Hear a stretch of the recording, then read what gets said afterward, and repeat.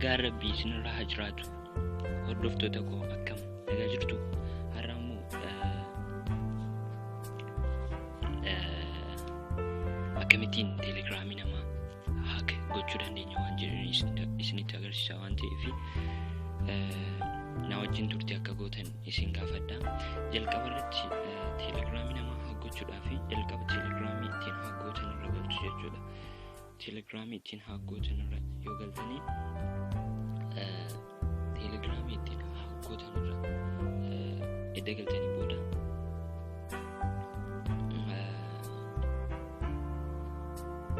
iddoo bilbila isin gaafatutti ani isinitti dheeressuu waan hin barbaadan jirreefidha. Maaliif yeroo isinitti fudhata waan ta'eef iddoo bilbila gaafatutti maal goona rakkoo intarneetii siim tura waan ta'eef bilbilli koo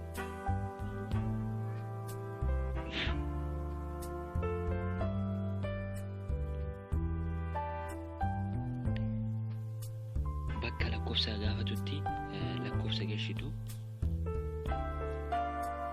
isa booda lakkoofsa erga galchitanii booda koodii bilbila abbichaa qabaachuu qabdu. Baay'ee jalqaba irratti bilbila abbichaa simbokkee jiraachuu qaba. Isa booda bakka bilbila gaafatutti bilbila abbichaa galchitu. Isa booda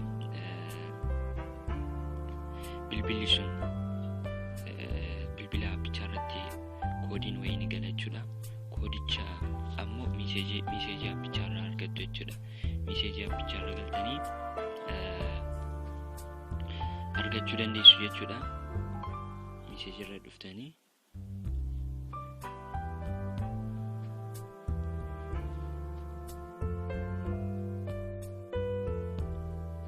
koodii isiniif galu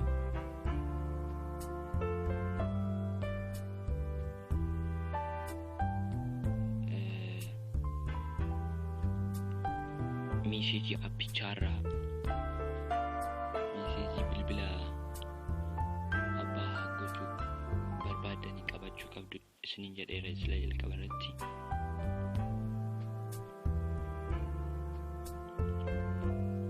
Miseejii abbichaa irraa dhuftanii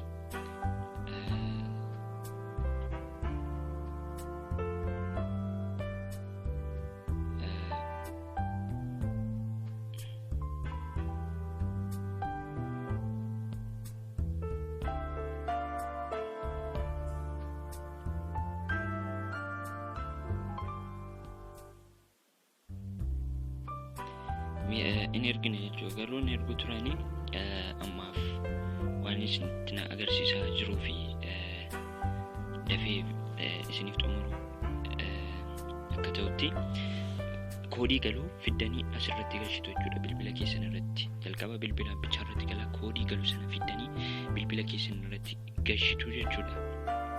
Isa booda verified ta'a. Isa booda bakka itti fayyadamtu jechuudha. Galatooma barnoonni koo har'aas kanuma jechuudha. Galatooma.